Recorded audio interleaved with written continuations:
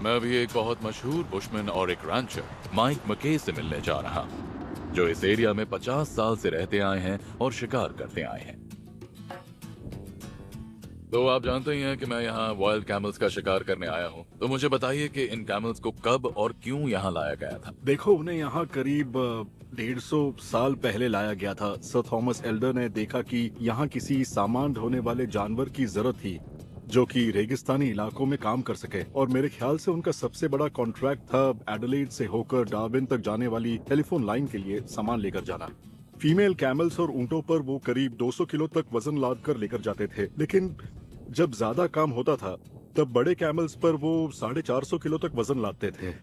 और जब सामान लाने ले जाने के लिए इन कैमल्स की जरूरत नहीं रही, तब इन्हें जंगल में अपने दम पर जीने के लिए छोड़ दिया गया। तब से अब तक इन कैमल्स की पॉपुलेशन बहुत ज्यादा बढ़ गई है और अब ये यहाँ के किसानों और इकोसिस्टम के लिए खतरा बन गए हैं। इस प्रॉब्लम से निपटने के लिए हर साल हजारों कैमल्स का शिकार किया जाता है और उनमें से ज्यादातर को डेजर्ट में सड़ने के लिए छोड़ दिया जाता है, जो मेरे हिसाब से मीट की बर्बादी है। जंगली जानवर मीट का अच्छा सोर्स होते हैं और लोगों का उससे पेट भी भर जाता है, तो हमें उन्हें यूं ही मारकर छोड़ना नहीं चाहिए। हाँ, मैं भी इसी इरादे से यहाँ आया हूँ। मैं जिस कैमल का शिकार करूंगा उसका मीट पकाकर खाऊंगा और घर भी ले जाऊंगा।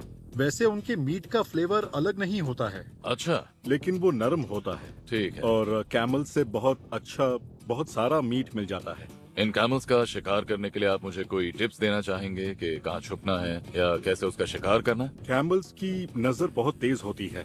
अच्छा। और क्योंकि उनकी हाइट ज्यादा है तो वो दूर से किसी भी हलचल को देख सकते हैं। अब क्योंकि उनकी टांगे भी लंबी होती हैं, इसलिए जब वो भागते हैं तो वो लंबे कदम लेते हैं, है ना? हाँ, सही बात है। वो अपनी लंबी टांगों की वजह से तेजी से भागते हैं और उनका पीछा करना बहुत मुश्किल होता है। Good luck. और हाँ, उनका शिकार करने के लिए संभल कर जाना, बहुत मेहनत करनी पड़ेगी।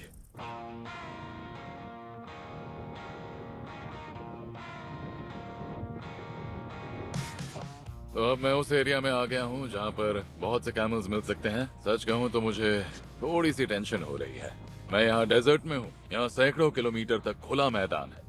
फिर भी पता नहीं क्यों मुझे लग रहा है कि इस एरिया में कैमल्स को ढूंढना लगभग नामुमकिन होने वाला है। लेकिन फिर भी उनका शिकार करने का एक ही तरीका है, मुझे इस इलाके में जाकर खुद उन्हें ढूंढना होगा।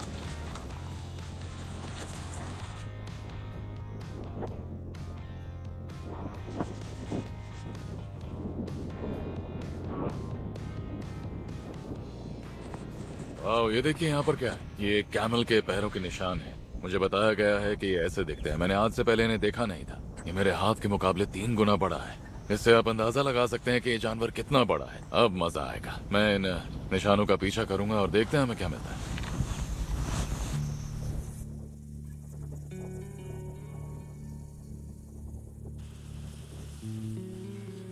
मेरे लिए यकीन करना मुश्किल है कि मैं एक डेजर्ट में आ गया हूँ। इस सुनसान इलाके में घूम रहा हूँ और ऐसे जानवर का शिकार करने वाला हूँ जिसे मैंने कभी नहीं देखा। मैंने इस डेजर्ट में कैमल्स का पहला झुंड देख लिया है। मैं बहुत एक्साइटेड हूँ। मुझे थोड़ा करीब जाना होगा। ये कुछ ज्यादा ही बड़े हैं।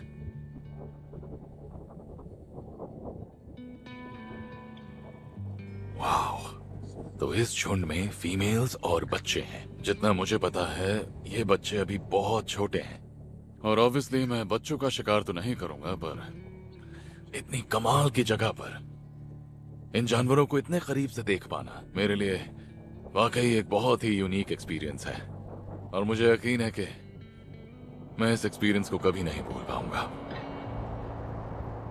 मुझे तो अब भी यकीन नहीं हो रहा है कि मैं ऑस्ट्रेलिया में अरेबियन कैमल्स का शिकार करने वाला हूँ। 30 साल बाद यहाँ बहुत अच्छे से बारिश हुई है, जिसकी वजह से हर जगह हरियाली है। पर क्योंकि अब भी घास पौधे बहुत छोटे हैं, इसलिए छिपकर कैमल्स का पीछा करना बहुत मुश्किल होगा। इस एरिया में मेरे लिए छिपना बहुत मुश्किल है। घास बहुत पतली है और पेड़ बस इतने चौड़े हैं और मैं भी तो काफी हट्टा कट्टा हूँ, इसलिए मेरा उन कैमल्स के पास पहुंचना बहुत मुश्किल है।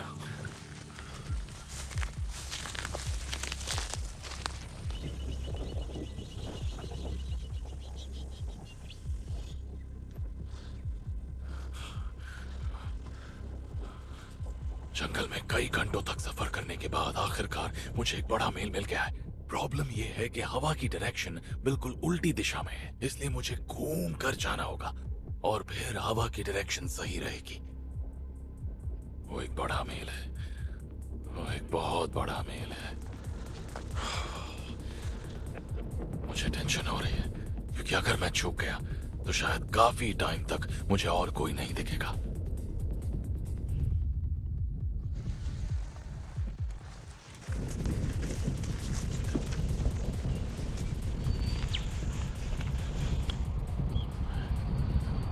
ये बहुत ही इंटेंस है। अगर वो मेरी तरफ मुड़कर चलने लगा तो पक्का वो मुझे देख लेगा।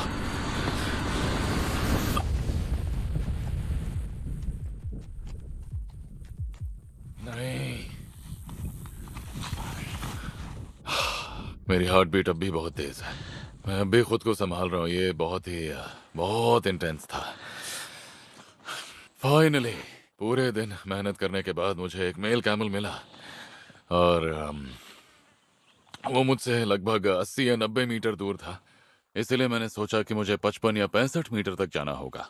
70 मीटर भी एक ठीक दूरी होती, पर जैसे ही मैं 65 मीटर पर पहुंचा, अचानक हवा की दिशा बदल गई और फिर क्या होना था उसे पता चल गया और उसे बेसिकली मेरी सेंट महसूस हो गई थी। उसने गर्दन घुमाकर मुझे देखा और मन में कहा, मुझे तुम्हारी स्मेल पसंद नहीं, और फिर वो तुरंत वहां से भाग निकला।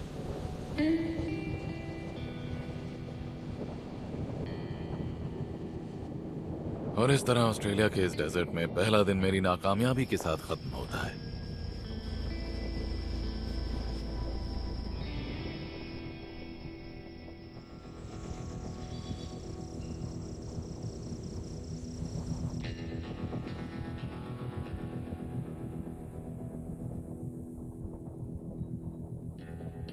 मेरे लिए डेजर्ट में कैमल्स का शिकार करना मुश्किल साबित हो रहा है।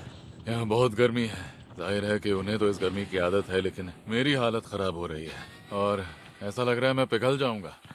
उम्मीद है कि जल्दी मैं कैमल का शिकार कर पाऊं, पर यह बहुत मुश्किल लग रहा है।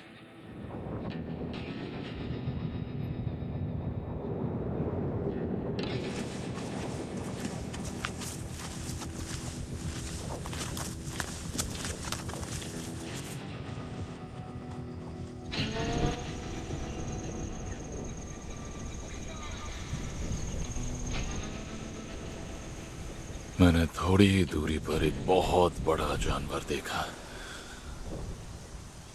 हाँ, अरे हाँ, वहाँ कुछ कैमल्स हैं। शायद बहुत बड़ा झुंड है। देखते हैं यहाँ से शिकार हो पाएगा कि नहीं।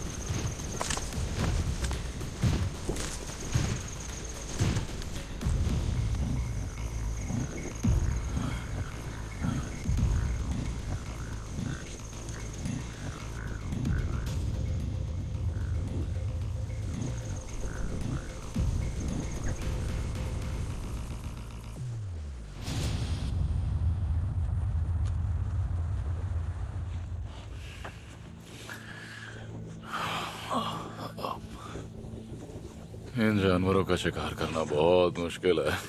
ये हमेशा चलते रहते हैं और क्योंकि मैं एक वो से शिकार कर रहा हूँ तो मुझे रुककर निशाना लगाकर शूट करना होता है, और जब तक मैं शूट करता हूँ वो 20-30 मीटर आगे चले जाते हैं और वो बहुत तेज और लंबे कदमों से भागते हैं। इसलिए इन जानवरों का पीछा करना बहुत मुश्किल साबित हो रहा है। चलते चलते आप रुक जाएंगे लेकिन वो नहीं रुकेंगे। अब समझ आया इनका शिकार इतने कम लोग क्यों करते हैं। फिलहाल तो मैं किसी पेड़ की छाया के नीचे थोड़ा आराम करूंगा, पानी पीऊंगा और एक नया प्लान बनाऊंगा।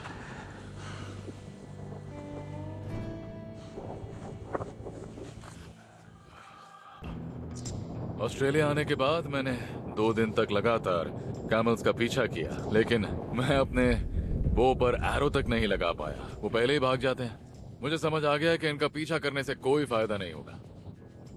हर कदम के साथ ये 3 से 4 मीटर की दूरी तय करते हैं।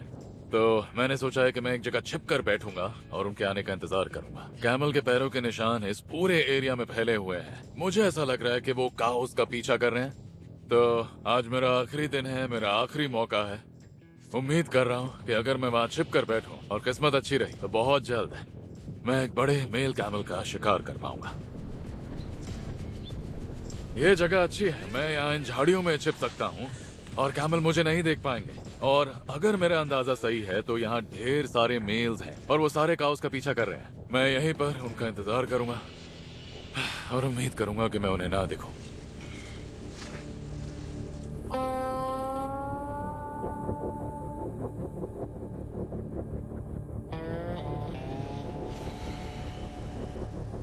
इंतजार करना मेरे लिए आसान नहीं है। यहाँ 1.5 घंटे से ज्यादा वक्त हो गया है, शायद 2 घंटे हो गए होंगे। आमतौर पर मैं छिपकर या घात लगाकर शिकार करता हूँ और मैं उतना पेशेंट नहीं हूँ। लग रहा है जैसे मैं ऐसा शिकारी हूँ जो अपने शिकार का इंतजार कर रहा है। हवा की डायरेक्शन एकदम सही है और सच कहूँ तो आज मुझे अपनी किस्मत पर भी बहुत भरोसा है। देखते हैं क्या होता है। क्या वो कैमल है? अरे कैमल है, कैमल है, कैमल है। वो इसी तरफ आ रहा है। मेल है या फीमेल? वो मेल है, वो मेल है, मेल है। मैंने देख लिया है, वो इसी तरफ आ रहा है। चल मारियो चल।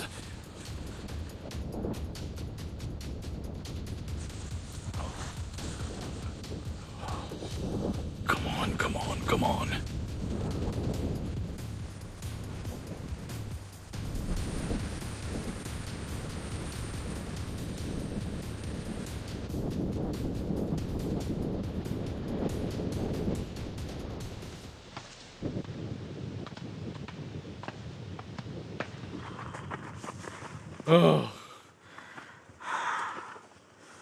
निशाना लग गया।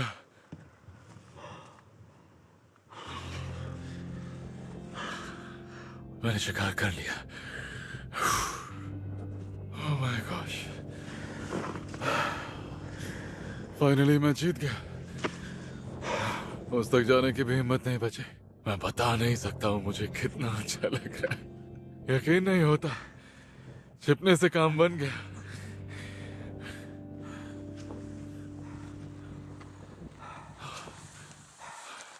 यहाँ बहुत सारा खून है। मुझे लगता है वो ज्यादा दूर नहीं जा पाया होगा।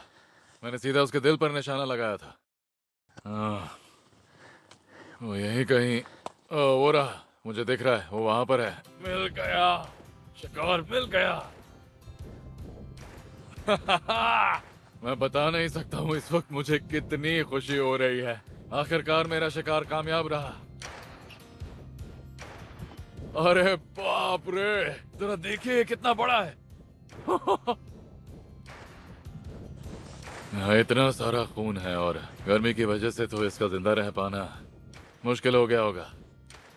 30 सेकंड में ही मर गया होगा। इससे ज्यादा तकलीफ नहीं हुई होगी।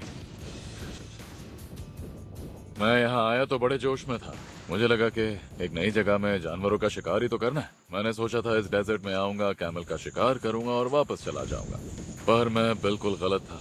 इनका शिकार करना बहुत बहुत ज्यादा मुश्किल है। यहाँ आकर मैंने एक ऐसे जानवर का शिकार किया जो इस एरिया को नुकसान पहुंचा रहा है और ये एक बहुत अच्छी बात है। उम्मीद करता हूँ कि इससे निकले मीट से हम कमाल की डिशेस बनाएंगे और मेरे लिए ये बहुत ही स्पेशल होगा। जैसा मैंने डैनी से कहा था, मैं इसका एक बढ़िया सर्लॉइन मीट कट लेकर आऊंगा और मैं उसकी बनाई हुई कमाल की डिशेस खाने के लिए बहुत ज्यादा एक्साइटेड हूँ।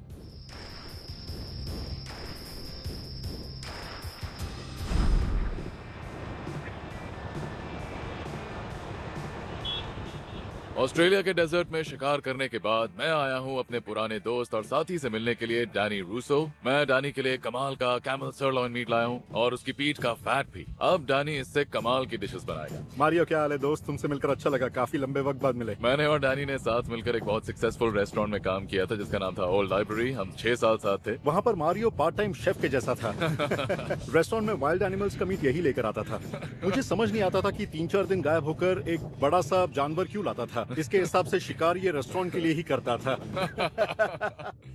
तो आज हम लोगों का प्लान ये है कि हम यहाँ पर दो कमाल की डिशेस बनाएंगे। वो डिशेस मिडिल ईस्ट से इंस्पायर्ड हैं क्योंकि ऊंट वहीं के जानवर हैं। ये है सरलॉइन मीट और हमारे पास टेस्टी कैरेट्स भी हैं जिन्हें हमने पहले से ही ऊंट के दूध में पका कर रखा ओह, है। वाह। बहुत ही टेस्टी फ्लेवर है। और ये है ऊंट की पीठ का फैट। मैं रेगिस्तान का फॉग ग्रा कहता हूँ इसे। और हम शेफ्स की यही अच्छी बात है कि हम जानवर के पूरी बॉडी का इस्तेमाल करते हैं।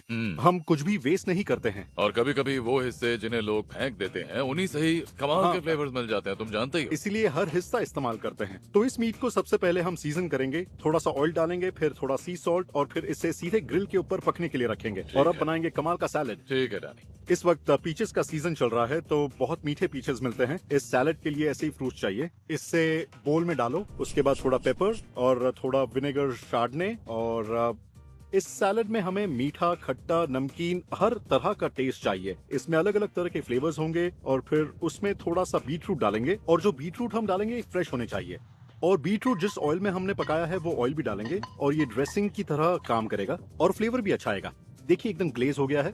और ये कमाल का कॉम्बिनेशन है क्योंकि हमारे पास ऐसी चीज है जो बहुत मीठी है। इसमें अर्दी टेस्ट वाली चीज भी पड़ी है। और ये जो हम्प है इसे हमने 6 हफ्तों तक नमक के साथ रखा था। इसमें बहुत सी हर्ब्स डाली और थोड़ी चिली, फिर मसाले और ऐसी हर्ब्स और ड्राई हर्ब्स जो ऑस्ट्रेलिया के जंगलों में मिलती हैं। और इसे हम मार्बल के 2 पीसेस के बीच रखकर अच्छे से दबाएंगे, जैसे कि इटली में लार्डो के साथ करते हैं। इसे बिल्कुल पतला काटना है। हाँ, पतला काट लेना है। जरा देखिए क्या इसे, बात है। इसके आर पार दिखाई दे रहा है। हाँ सही कहा। Perfectly thin. ये कमाल का है। तो अब हमें इस डिश में आखिर में डालना है ये कमाल का फ्रेश डिल। और ये डिनर की शुरुआत में अच्छा लगेगा। अब थोड़ा सा ऑयल डालेंगे और ये हो गया। Beautiful. तैयार है पहली डिश। चलो अब सरलोन को देखते हैं, उम्मीद है वो अच्छे से पक गया होगा। हाँ, देखते हैं। मैं प्रे कर रहा हूँ। बताओ, अच्छा काम किया ना डैनी? तुमने अच्छा काम किया। Well done. अब हमें स्टेक तैयार करना है। हमारी कैरेट्स पहले से ही तैयार हैं। इन कैरेट्स को दूध में पकाया है और इसके अंदर बढ़िया हल्का मीठा फ्लेवर आ गया है और खाने में भी अच्छा लगेगा। और हमने इसमें जानवर के हर हिस्से का हाँ। इस्तेमाल भी किया है और इसीलिए इसमें अच्छे फ्लेवर्स भी आ गए हैं, जो कि अच्छी बात है। तो अब मैं इस स्टेक को काट लेता हूँ। तुमने अच्छा काम किया है। जरा कम देखो। ऑन, मैंने तुमसे बहुत कुछ सीखा है। हाँ, हमने कई साल तक साथ काम किया। अब इसकी हम प्लेटिंग कर देते हैं। तो सबसे पहले कैरेट्स रखने हैं। कैरेट्स प्लेट पर रख दो। और इस डिश में सबसे जरूरी मीट है, इसीलिए हमें इस प्लेट में मीट के सारे कमाल के पीसेस भी रखने हैं। तुम देख रहे हो? पता है कैमल मीट की सबसे खास बात मुझे क्या लगी कि ये जंगली जानवर है और ज्यादातर ये अपनी मसल्स का इस्तेमाल करता है। जिस तरह से वो आगे बढ़ता है, दौड़ता है, पर फिर भी इसमें फैट काफी ज्यादा है। भले ही ये बहुत ज्यादा चलता फिरता है और डेजर्ट में रहता है, लेकिन ये बहुत हर्ब्स खाता है और वो बढ़िया होती हैं। ये काफी हद तक एक अनाज जैसी जिससे फैट बनता है। सही कहा। हाँ, अब इस डिश का सबसे बेस्ट पार्ट, यहाँ पर हमने डो का बना कर रखा हुआ है। डो का क्रम्स मौजूद हैं और हमारे पास सेसमी सीड्स भी हैं, ब्रेड क्रम्स हैं। और इस डिश के सभी फ्लेवर्स मिडिल ईस्ट से अपनी इंस्पिरेशन लेते हैं। यानी कि इस डिश में जो मीट है वो एक मिडिल ईस्टर्न जानवर का है और इसमें फ्लेवर्स भी वहीं के हैं। और जैसे तुम देख रहे हो, मीट को कैरेट्स के ऊपर रखा है। मीट को नीचे नहीं रखते क्योंकि इसे खाते वक्त पहले मीट का टेस्ट और फ्लेवर आना हाँ चाहिए। बिल्कुल सही कहा। और ये बहुत ही जरूरी बात है क्योंकि बहुत से लोग मीट के ऊपर अलग सी चीजें डालते हैं जिससे मीट का और टेस्ट उसका आता क्या है। फायदा, इतनी मेहनत करके शिकार करने का क्या हाँ, फायदा? बिल्कुल, मैं वही कह रहा हूँ। और हमें ऐसी डिश बनानी है जिसमें सभी इंग्रेडिएंट्स का टेस्ट मीट के साथ अच्छा लगे।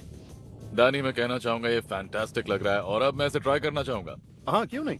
सबसे पहले मैं इस कैमल सरलॉइन को टेस्ट करूंगा। एक कैरेट भी ले लेते हैं।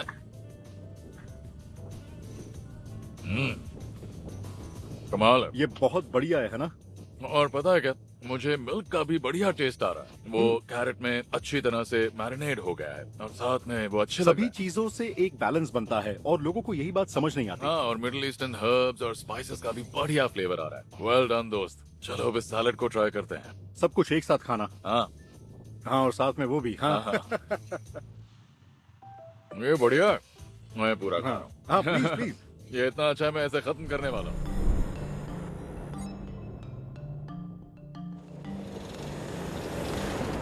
तो मैं पहुंच गया हूँ बोत्सवाना में और मैं यहाँ के आदिवासियों से मिलने जा रहा हूँ जिन्हें कहा जाता है नारू। और ये असल में कालाहारी नाम के एक इलाके में रहते हैं। मैं वेरनर नाम के एक शख्स से मिलने वाला हूँ।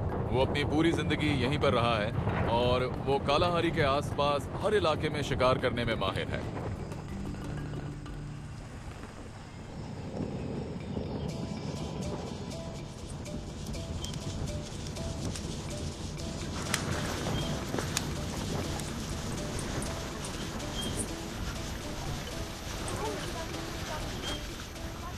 मारियो, ये गमूर है, हेलो। इस गांव के चीफ। मिलकर अच्छा लगा।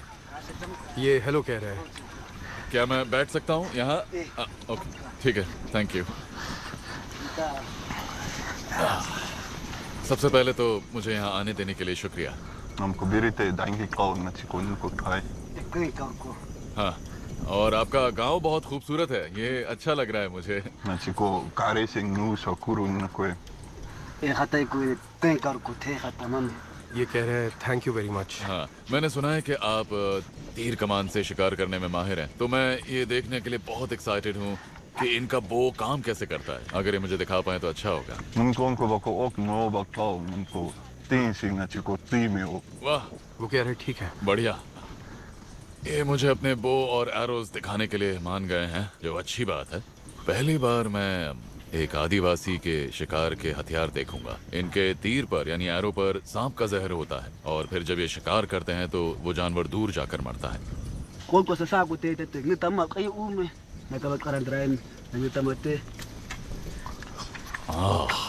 ये कह रहे हैं कि जब एरो छोड़ो तो वो उसकी तरफ करना जिसका शिकार करना है, और जब एक बार कमान खींचो तो उसे अपने शिकार की तरफ छोड़ दो। ऐसे घुमाना होता है? हाँ, बिल्कुल ऐसे ही। इस तरह से? ठीक है।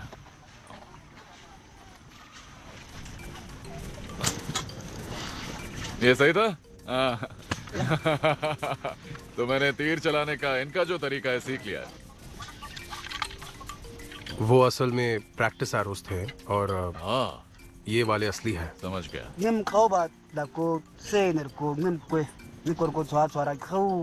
ये यहाँ नीचे से जहर लगाना शुरू करते हैं और ऊपर तक जाते हैं, एरो की नोक के पास तक, पर नोक पर जहर कभी नहीं लगाते। तो जब ये शिकार का पीछा कर रहे होते हैं और अगर इन्हें एरो शाफ्ट पड़ा मिल जाए तो इन्हें पता चल जाता है कि तीर अंदर घुसा है और जहर ने असर करना शुरू कर दिया है। ये सच में माहिर शिकारी हैं, है ना? मैं बस आपसे परमिशन लेना चाहता था कि मैं यहाँ पर शिकार कर सकता हूँ। आपको कोई एतराज तो नहीं? उनको बको क्लारा नमको नुको गाय नम बिकी का।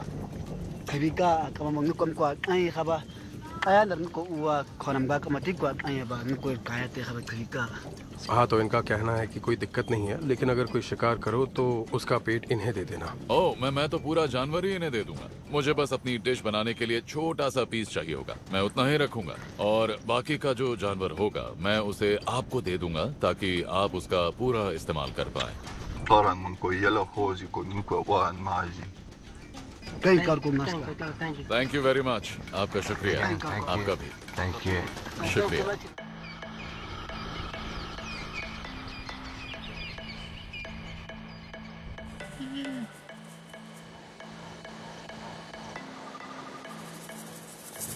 कल रात मैं नारू आदिवासियों से मिला, और अगर सच कहूं तो इनका यूनिक कल्चर देखकर मेरे तो होश उड़ गए। जिस तरह से अपने प्राइमल इंस्टिंक्ट से काम करते हैं, इट्स अमेजिंग। और अब मैं पहले से कहीं ज्यादा किसी जानवर का शिकार करने के लिए मोटिवेटेड हूँ, खास तौर पर इन लोगों को एक गिफ्ट देने के लिए। कालाहारी एक शानदार एरिया है, तो मैं शिकार शुरू करने के लिए बहुत एक्साइटेड हूँ।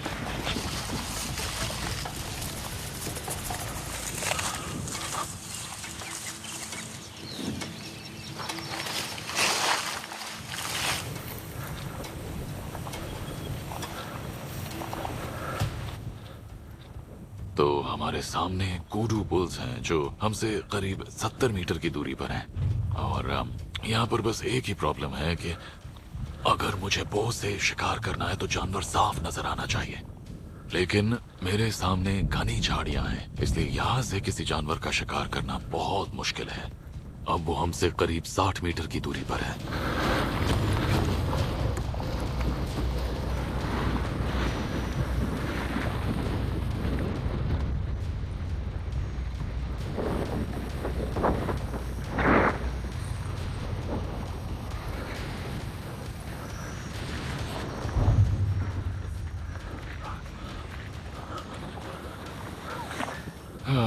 ये तो बुरा हुआ, काफी आवाज हो रही थी। अब शायद वो आवाज से डर कर भाग गया, और प्रॉब्लम यह है कि वो आवाज मैंने ही की थी। अब जो है सो है, हम बो से शिकार कर रहे हैं, वो भी अफ्रीका में, तो इस जगह पर गलती की कोई गुंजाइश नहीं होती है। इसलिए लगातार कोशिश करनी ही पड़ती है। ये देखिए, हम जो देख रहे हैं ये कालाहारी का एक आम नजारा है। हम एक ऐसे इलाके में हैं जहां बहुत सारे शिकारी जानवर हैं, और ये जो है ये पक्का लेपर्ड का शिकार है। वो सबसे पहले शिकार करते हैं, फिर उसे घसीट कर पेड़ के ऊपर ले जाते हैं ताकि दूसरे शिकारी जानवर चुरा ना ले उसके शिकार को। इसे देखकर लगता है कि ये शायद एक विल्डबीस्ट था। तो लेपर्ड ने शिकार किया होगा और यहाँ पेड़ पर लाकर रख दिया होगा। यहाँ शिकार करते हुए बहुत ध्यान रखना पड़ता है, क्योंकि ये जो लंबी घास है यहाँ दूसरे शिकारी जानवर हो सकते हैं जो हमला कर सकते हैं।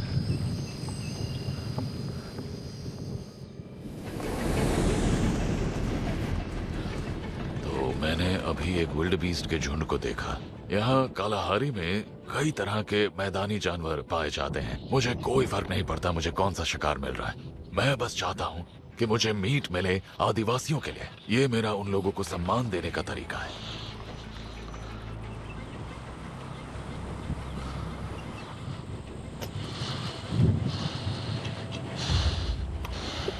मैं धीरे धीरे उनके पास जा रहा हूं। उन्हें नहीं पता मैं यहाँ हूं। अरे बाप रे, मुझे लगता है 1 मिनट अगर हम यहीं बैठे रहें तो वो शांत हो जाएंगे।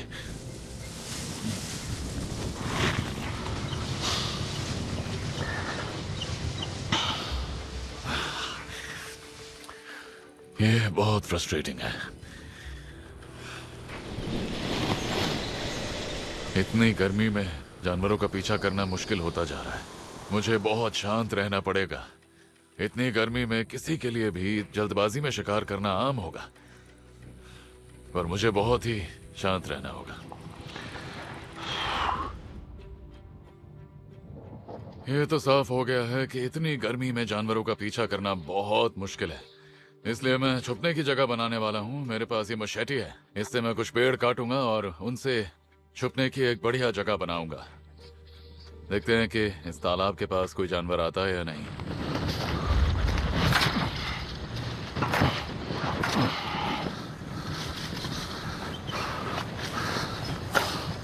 तो मैंने यहाँ मिलने वाले पेड़ों और झाड़ियों से एक बोमा बना लिया है। अब मुझे बस यहाँ तालाब के पास आने वाले जानवरों का इंतजार करना है। अब देखते हैं कौन सा जानवर आता है।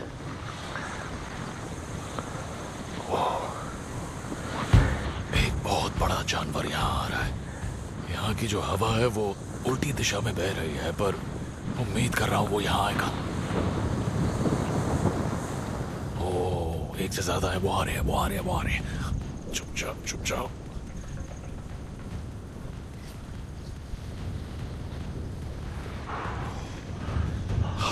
यहाँ एक के बाद एक विल्डबीस्ट आते जा रहे हैं। मुझे बहुत ज्यादा ध्यान रखना होगा कि मैं कहीं जल्दी ना उठ जाऊं। हवा वैसे भी उन्हीं की तरफ बह रही है।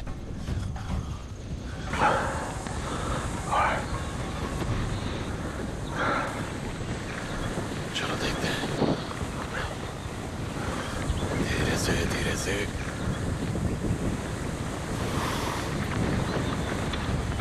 बिल्कुल सही निशाना था, लगभग 30 मीटर की दूरी पर। डेफिनेटली उसकी लंग्स पर लगा, शायद दोनों पर लगा। Double lung shot.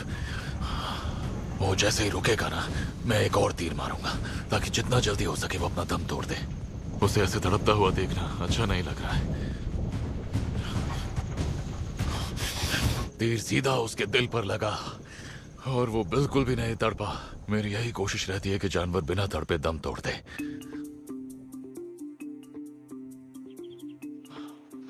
आप देख सकते हैं कि ये जानवर काफी मैच्योर है। इसके सींगों के ऊपर क्रैक्स है, जिससे पता लगता है कि ये काफी लड़ाइयों में रहा है। ये यहाँ से भी टूटा हुआ है और सींग बहुत बड़े हैं। और मैं देख सकता हूँ इसके दांत भी पूरी तरह से घिस चुके हैं।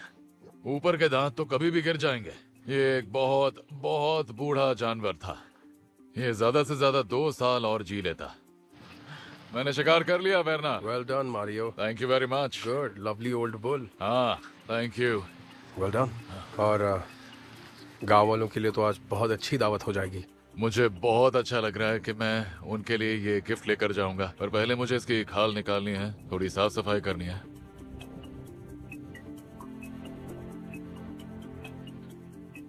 ठीक है, तो मैंने इसकी खाल उतार ली है और मैं ये बैक स्ट्रैप निकालने वाला हूँ और इस बढ़िया से पीस को मैं बटर में कुक करूंगा रिब आई सेक्शन के साथ, और इसकी टांग से मैं मैरो निकालूंगा। इसके ऊपर का जो ये फैट वाला हिस्सा है इसे खींचकर काट लेते हैं। ये देखिए, हाँ ये हो गया। ये बहुत ही क्लीन मीट है जैसा आप देख सकते हैं।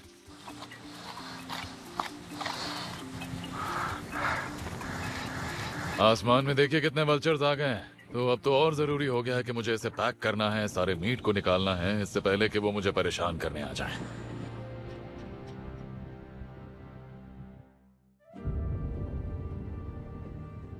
इन लोगों ने मेरा स्वागत किया, मुझे अपने शिकार करने के तरीके सिखाए और अपनी जमीन पर शिकार करने की परमिशन भी दी। इसीलिए मैं उन्हें ये जानवर दूंगा जिससे उनके पूरे कबीले का पेट भर जाएगा। मेरे लिए ये बहुत ही जरूरी है। ये मेरा उन्हें सम्मान देने का तरीका है। हेलो, हम आ गए।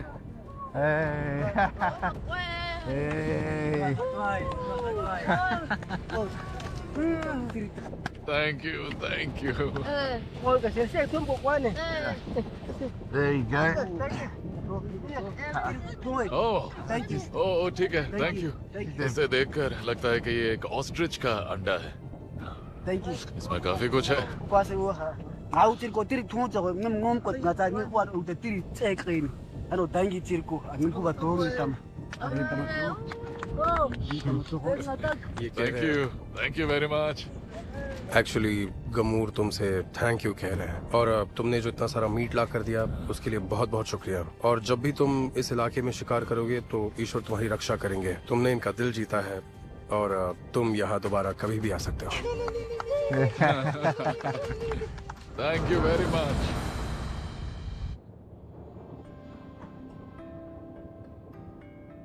कालाहारी में एक यादगार एक्सपीरियंस के बाद मैं बनाने वाला हूँ विल्डबीस्ट स्टार्टर डिश, और साथ ही बनाऊंगा एक चॉप डिश जिसमें मैं आग पर बटर और गार्लिक से बेस्टिंग करूंगा। सबसे पहले हम लेंगे ये मीट। ये विल्डबीस्ट का बैक स्ट्रैप मीट है, आप कोई और मीट इस्तेमाल कर सकते हैं। इसे मैरिनेट करेंगे एक बोल में। तो चलिए इस मीट को लेते हैं, बोल में डाल देते हैं, और ध्यान रहे आपको मीट को बहुत छोटा छोटा काटना है ताकि खाने में आसानी हो। इसे सीजन करेंगे सॉल्ट और पेपर से, अच्छे से मिक्स करेंगे और फिर डालेंगे थोड़ा सा मैरिनेट सॉस, बस थोड़ा सा। उसके बाद लेमन जेस्ट, इससे मिलेगी एसिडिटी। फिर से मिक्स करेंगे थोड़ा क्रश्ड या चॉप्ड गार्लिक, इसे मैंने पहले से ही तैयार कर लिया है। बढ़िया खुशबू आ रही है, मजा आ गया। अब इसमें डालेंगे थोड़ा सीडेड मस्टर्ड, और हर बार आप इसमें कोई इंग्रेडिएंट डालेंगे तो इसे अच्छे से मिक्स करेंगे। ऐसा करने से जितने भी फ्लेवर्स हैं वो मीट पर अच्छी तरह से लग जाएंगे। ये मीट डिश अच्छी बननी चाहिए। मीट का शिकार करने में बहुत मेहनत लगी है। ठीक है, अब ये तैयार हो गया है। हम इसे सर्व करेंगे और गार्निश करेंगे। तो ये वो ऑस्ट्रिच का अंडा है जो आदिवासियों ने मुझे दिया था जब मैं उनके लिए शिकार करके लेकर आया था, और ये बहुत ही टेस्टी होता है। अब मैं लेयर्स बनाऊंगा इस ब्यूटीफुल मैरिनेटेड बैकस्ट्रैप मीट की, इस बढ़िया ऑस्ट्रिच एग के अंदर। वैसे देखा जाए तो ये एक बढ़िया बोल है, ये एक वाइल्ड इंग्रेडिएंट है। इससे ये भी पता चलता है कि ये बिल्कुल नेचुरल है और इसे जंगल से ही लाया गया है। ओके, अब हम लेंगे एक अंडा और इसका हमें सिर्फ येलो पार्ट इसमें डालना है। तो एग वाइट को हम अलग से निकाल लेंगे, इससे कमाल की रिचनेस मिलेगी। परफेक्ट।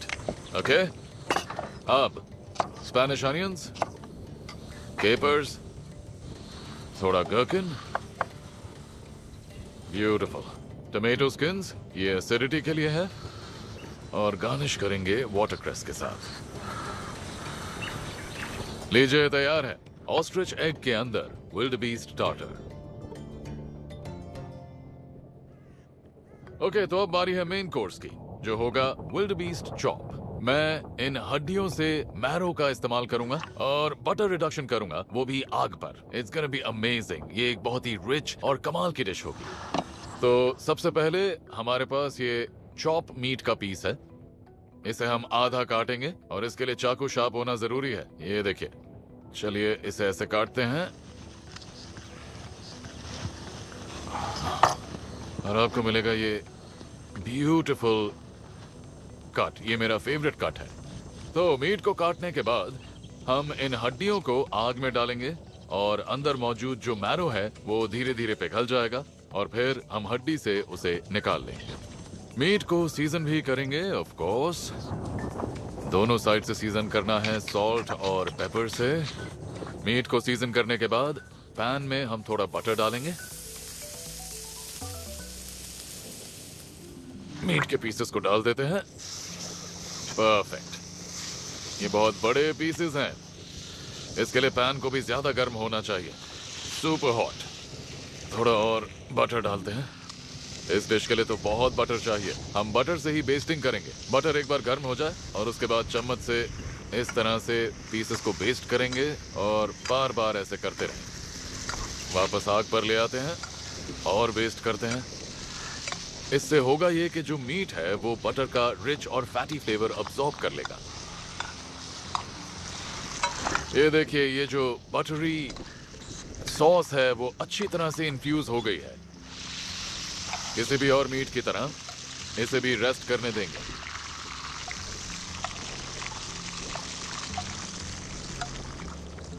पैन में पहले से ही बटर है, इसमें एस्पैरागस डालेंगे। चॉप्स के साथ ये अच्छी लगेंगी। तो जो हड्डी है मैंने उसे तोड़ लिया है और ये देखिए अंदर जो मैरो है वो पिघल गया है। इसे डाल देते हैं, इससे एक रिच फ्लेवर मिलेगा।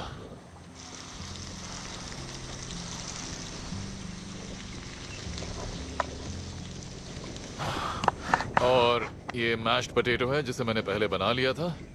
बेसिकली इसमें क्रीम, बटर और पोटैटोज होते हैं। सो लेमन वेजेस और लीजिए तैयार है विल्डबीस्ट चॉप विद बोन मैरो, जिसे बटर रिडक्शन और बेस्टिंग से बनाया गया है, और साथ में एस्पैरागस और मैश्ड पोटैटोज। मैंने इसे बनाया है बोत्सवाना के कालाहारी में। डिशेस तो तैयार हो गई हैं। देखते हैं मेरे दोस्त वर्नर को ये पसंद आती हैं या नहीं। हाय वर्नर, आई होप तुम्हें ये Alright. पसंद आएगा। बहुत बढ़िया है। मैं थोड़े मैश पोटैटोज भी लूंगा। ओके। हाँ, ये बहुत बहुत बढ़िया।